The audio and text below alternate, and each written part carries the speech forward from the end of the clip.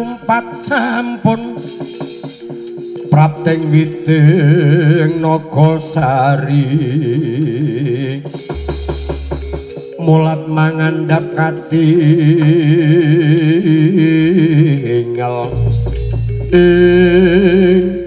wonten dawuh sinuwun Prabu Paduka Amiji dhateng kula Anoman inggih Senggana wonten dawuh menapa Kakang Anoman wonten dawuh dina iki aja enak kapenak sampeyan tak timbali saka Kendali Sada amrih melu memahayu hayuning kulawarga ing Dwarawati kene wonten menapa sinuwun sajake Dwarawati iki ana parang muka kang bakal gethok koncaning Yai Prabu Dwarawati mula kang saka kuwi Kakang Anoman Setyaki lawan Kakang Dawa tak jaluk aja mung tengok-tengok enak kapenak ayo padha segap sebar payung gawe tentreming suasana ing Dwarawati supaya ora ana parang muka kang bakal gawe gegering negara Dwarawati lho nggih sendika ngestaken dawuh sendika ngestaken dawuh sinuwun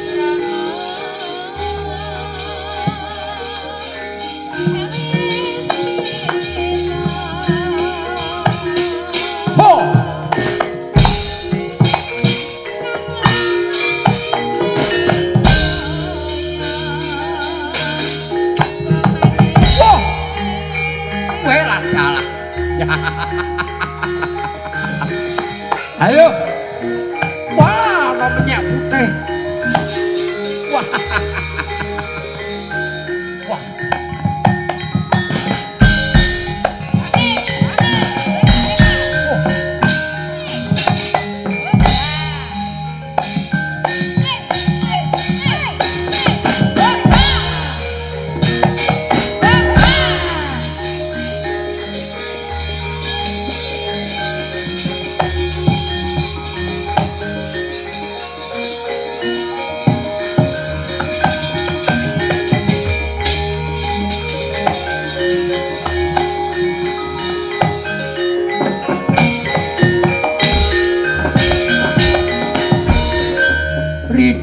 mawur mangawur-awur wurahan tengerane ngajurit gong maguru kongso tetek kaya butula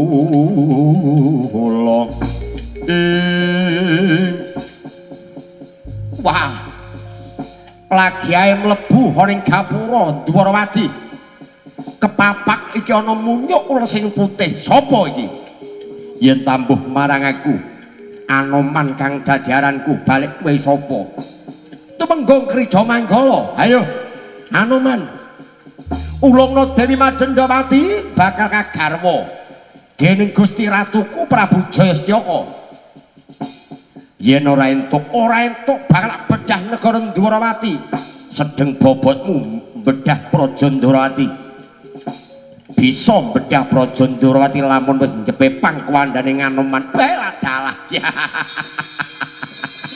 sugih kendel Bandawani parat yo tak gawe giri sayembara cilik kuat ngalahke Krida Manggala gedene kuat mateni oh tak sembah idri-idiramu cangkemmu oh waduh wah wah wah oh wah oh ya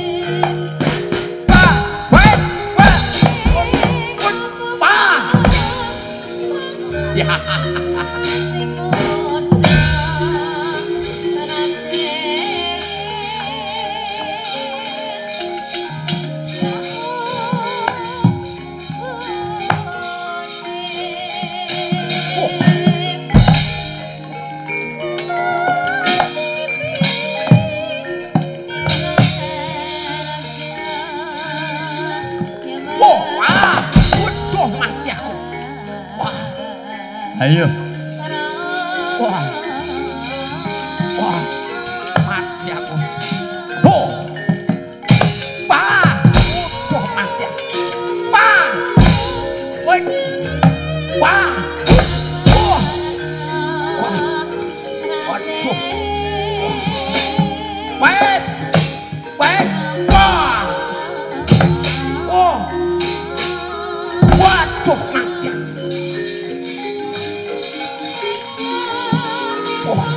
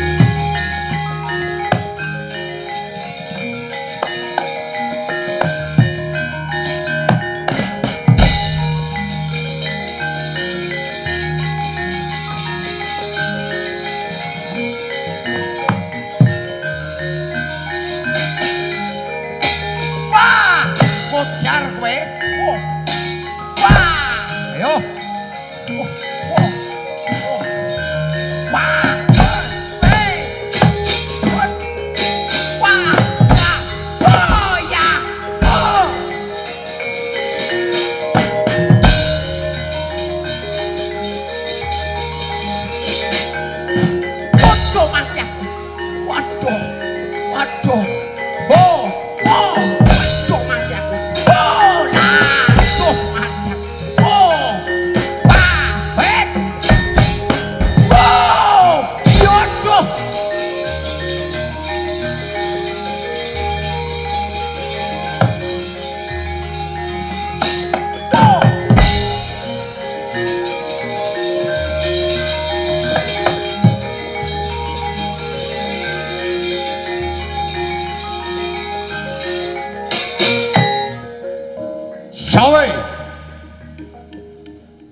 Patih Udawa. Weh, jajal kaparangan yo cobanen. Wah, wah. Ah. Wah. Wah. Yo. Wah. Oh, wah. Yo. Wah. God. God. Waduh, waduh mati aku. Waduh.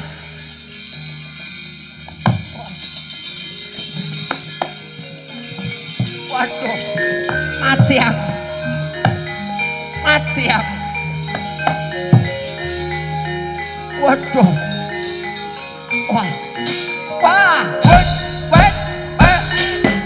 Wah. Wah. Waduh. Wah. Wah. Wait. Hey. Hey. Wait. Wah.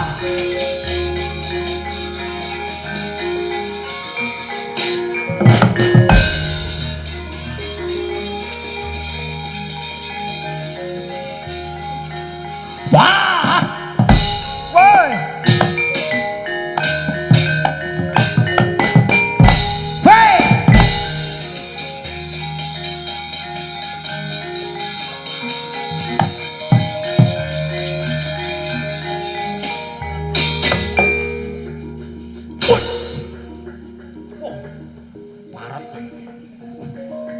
Wah. Ya. Weh. Waduh mati aku. Waduh. Wah. Hei, wah. Wah.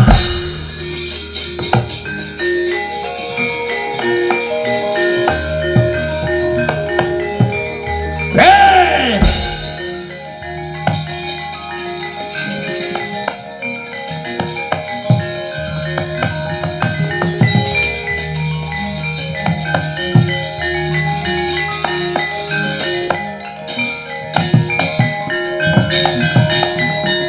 Buta Pandhawa tata katiwisaya Indriyaksasa Maruta Pawana-bana Margana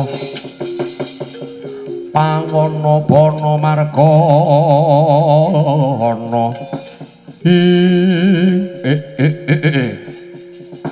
bubar maut Wajabala saka Tunjung Langkapan wangune Wajabala saka negara Dwarawati ora kena ginawe becik ya. Ndak ibarate iki ngethok pringaja mung sing pucuk sing bongkot iki trajangan ha.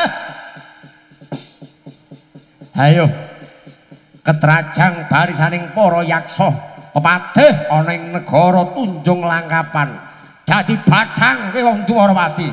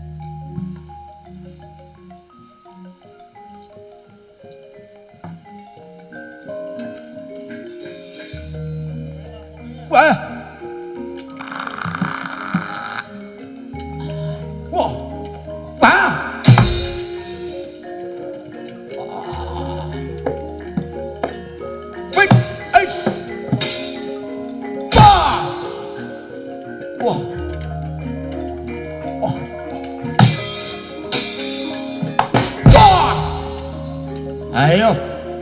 Wah. Ayo. Ah. Wah. Hei. Wah.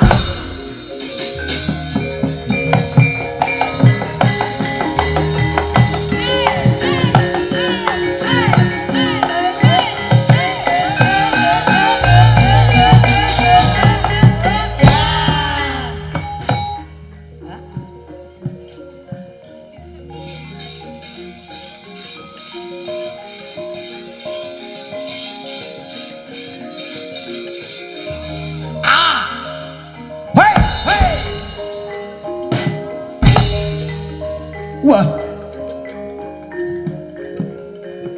Wah. Wah. Yo. Wah. Wah. Nyoto atos temen kulitmu ha. Wah. Wah. Yo. Ah. Wah. Ah.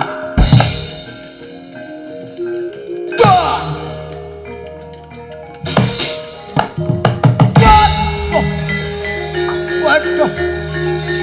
Waduh. Ah, weh, ya. Weh. Weh. Wah.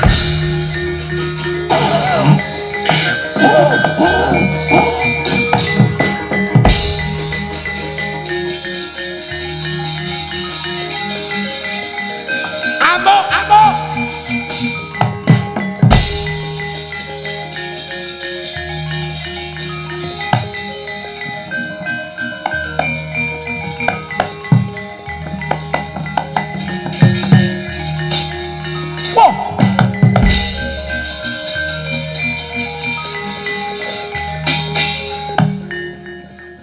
Ayo, Prabu Jayasyaka. Ing Pasewakan Agung kowe wis ngamuk punggung karo sakarepmu dhewe. Ayo, saiki ana ing alun-alun endi sing luwih prawira dina iki? Ayo. Iki Prabu Baladewa ayo ana parat. Ayo, kelakon mati dening aku. Maju parat. Ayo, kurang sekti Meguru. Kurang bolong royo apa ora pegatane karo diaturmu ming bagane Prabu Jayasyaka kaya apa? Oh, alah, wah, mutiar kowe.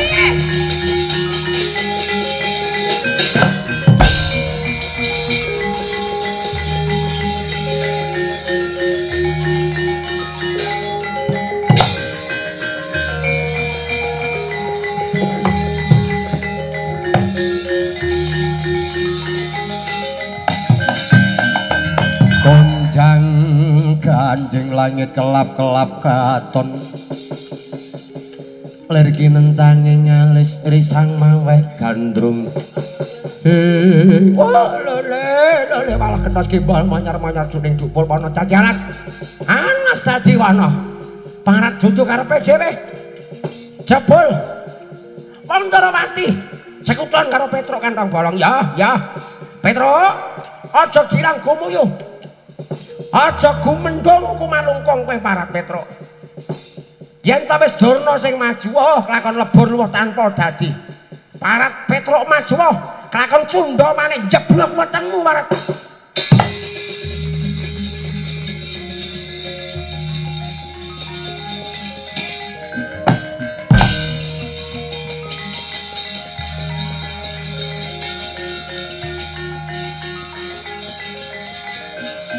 Ayo, Pendhita Durna, ning dapurmu iki kaya ngapa kowe?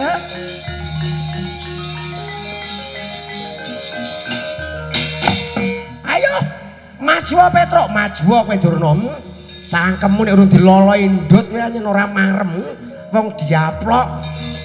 Cangkeme elek wani ngunek-nguneke wong tuaku. Anggepe apa? Ayo, yen kowe kepengin ngedu kasektenmu, sontaken ngilmumu kaya ngapa kowe men Pendhita Durna kaya pincuk ngene iki ape dadi apa? Yo.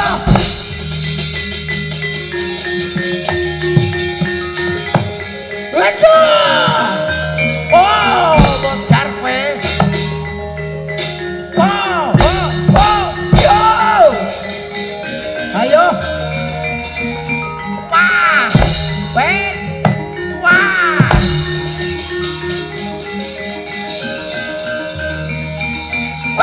Oh, wow, yo. Ayo, sontakan kadek jayanmu. Wah, weh, wah, wow.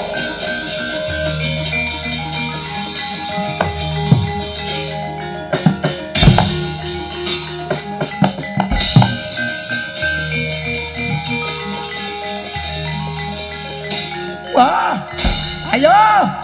Oh. Wah. Mandek. Nggih.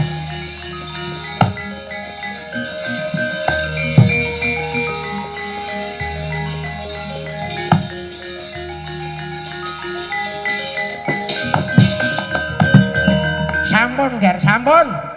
Ampun sampean pisah. Kula nek dereng nyuwek-nyuwek lambene Petruk, dereng lega ati kula. Kurang ajar, wong tuwa dikeplek-keplekke. Isih raiku diasap nganggo padas. Barat dudu karepe dhewe. Aduh. Aduh.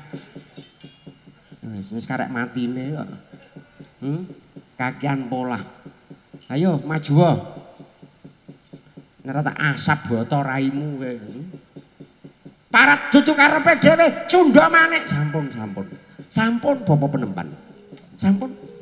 Petruk wis kowe sing nom. Mandeka sawetara nggih. Kula nek mboten diwarai kalih wong tuwek niku nggih mboten bakal ngamuk kok sinipun. Ya aku ngerti. Bapak Penemban Durna wonten dawuh nggih. Nyuwun pangapunten saderengipun paripaksa kula paring karampungan dhateng Jengandika lan uga karo kowe Petruk. Inggih kados pundi sinuwun? Ngene. Kula nggadahi bebana Bapak Penemban. Sok sinten kemawon ingkang saguh ngaturaken bebana wujud Jamus Kalimasada. Inggih menika ingkang badhe kula tampi minangka dados mantu kula. Mekaten, Ger. Inggih. Wah nyuwun pamit, Ger.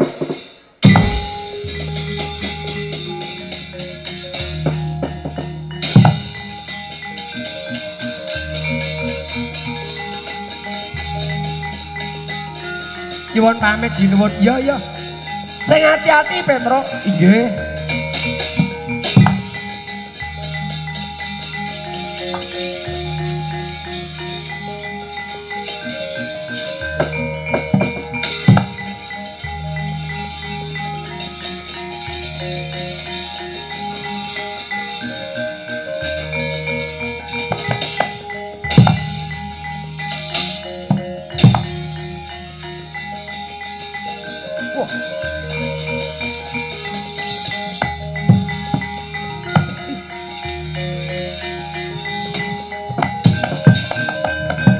Kados pundi Bapa?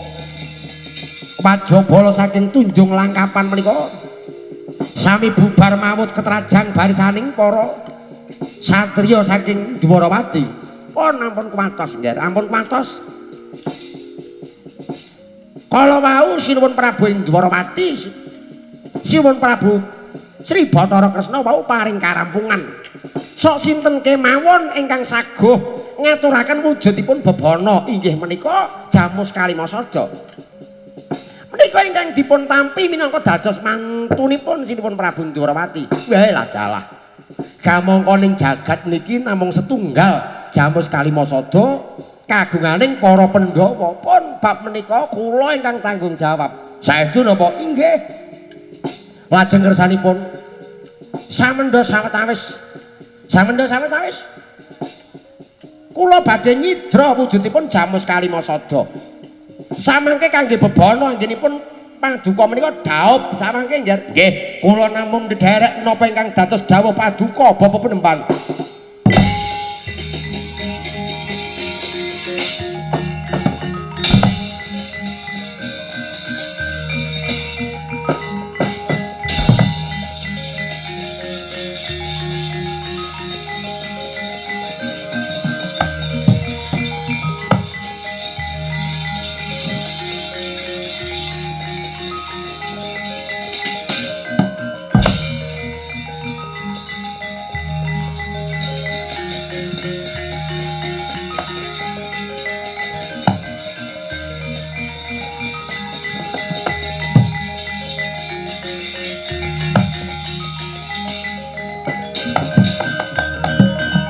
lho. Bot-bote dinuta dening Angger anak Prabu Jaya Setyaka ingkang minangka dadi putra siswaku. Ya, aku kudune tumindak culika supaya apa kang dadi pengajape Angger anak Prabu Jaya Setyaka kuwi kasil. Ngger, anak-anakku para Pandhawa pun bapa nyuwun ngapura ya, Ngger. Pun bapa bakal nyidra wujuding pusaka Jamus Kalimasada. Mong kanggo sarana nggone anakku lanang daub dina iki, Ngger. Supaya ora kawis cara karo para Pandhawa, aku bakal malih kinjeng putih supaya iso mlebu ana ing gedhong pusaka dina iki.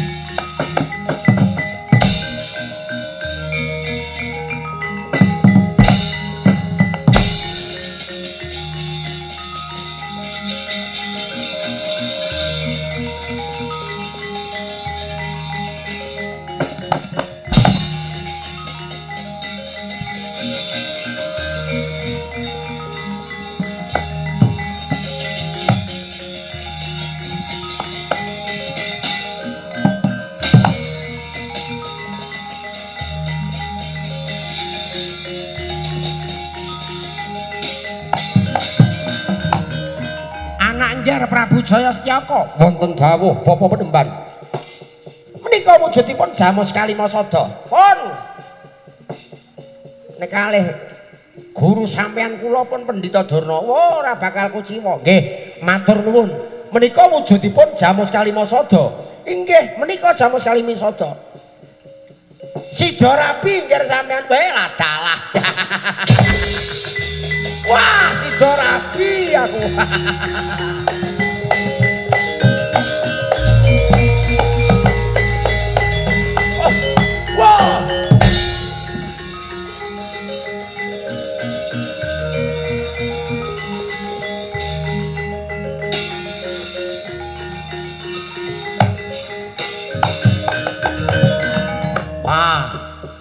Bungah nyata panjenengan menika guru kula ingkang sayekti nyatane Sekti Mandraguna kuwawa nyidra Jamus Kalimasada pun ampun paslan sumelang.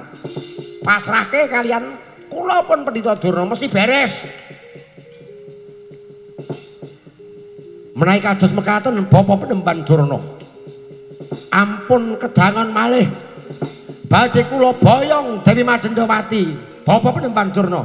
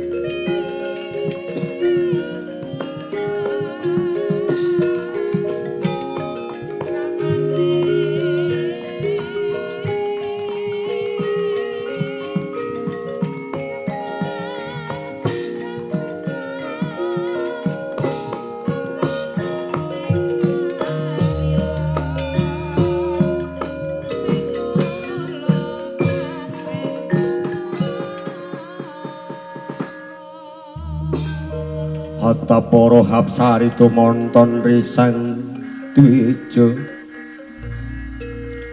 katinggal wur sajiwa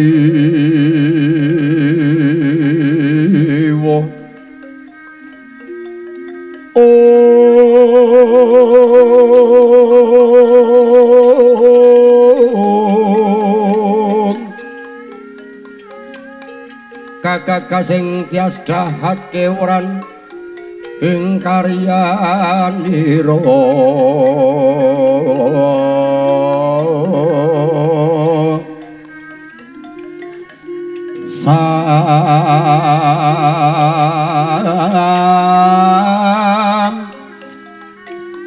myo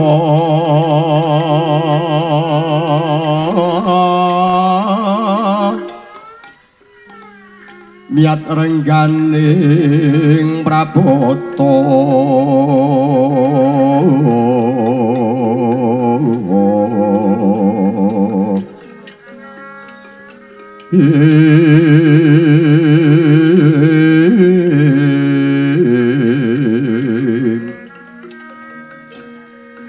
longing kedap kumelap kadya pengawi sang dwija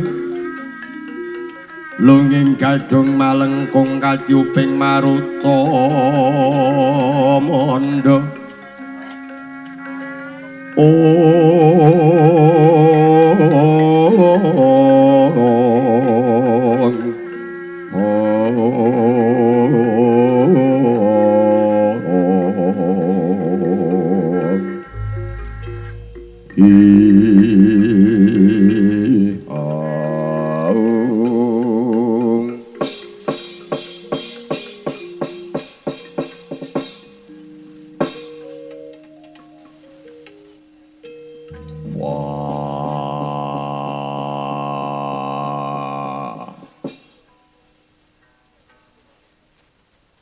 barep kakangku Harnapa tak sawang ket mau ki mung meneng kaya mengkono mara jagih matura barep kakangku yen ana wigati mbok ya dirembug kanthi bebarengan aku kelawan adi-adimu kabeh jare sumpahe Pandhawa Hantiga sak petarangan mukti siji kabeh melu ngrasake pecah siji melu sabelo nanging kena ngopo kowe mung meneng yen ana bab utawa perkara kena ngopo kowe ora kandha karo dulur-dulurmu Pandhawa mbok yuwa Kandhawa sejatine ana apa inggih Koko Prabu ndadosaken negari Ngamarta menika gunjing awit Paduka mboten kersa paring dawuh duh Koko Prabu sejatosipun menika wonten menapa monggo Paduka kula aturi paring sabda pangandika kula pun permadi tansah ngangklungaken jangga ngiringaken karena mundi dawuh saking Paduka Koko Prabu wah apa njaluk rabine kandha wae ben kaya Janaka kuwi wong lanang dupeh bagus raben wae angger wong wedok disenengi ora perlu wedu ora peduli iya ora peduli kuwi bojone wong marandha aku digasak wae kowe barang kuwi mbok ya kaya sing gender kuwi anteng meneng nek ana langsung ciak dadah ngono kuwi penyakite pakne kok nular ning anak sone aja ngono inggih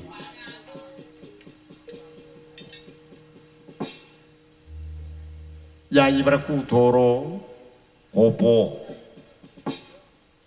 Iya sing gedhe pangapuramu Yayi jeneng sira tak endelke sawetara Yayi Janaka pun kakang nyuwun pangapura inggih Koko Prabu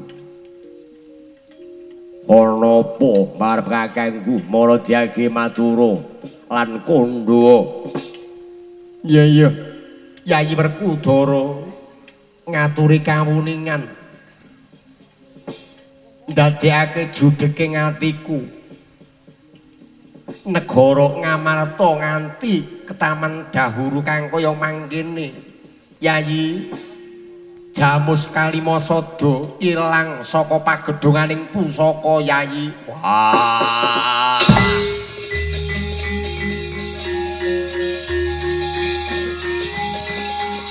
wah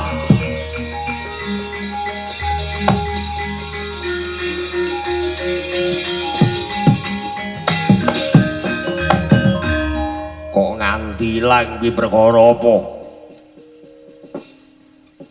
Apa ketumpukan buku-buku lan pusaka liyane? Ora Yayi. Apa kok gadhekke? Ora babar pisan ora. Kok nganti ilang? Kamangka kowe ngerti dhewe. Jamus Kalimasada kuwi dadi punjere negara Ngamarta yen to nganti ilang bisa gonjing negara Ngamarta. Iya. Mula kang saka kuwi Yayi ndadekake judheking tiasipun kakang Jamus Kalimasada ilang saka pagedhonganing pusaka lajeng kados pundi Koko Prabu menika kados pundi Yayi dina iki aja wedi kangelan tumuju ning Dwarawati nyuwun sabiyantu marang Koko Prabu Sri Bathara Kresna mbok menawa kanthi sarananing Koko Prabu Sri Bathara Kresna Jamus Kalimasada balik ana ing negara Ngamarta ya njaluk pamit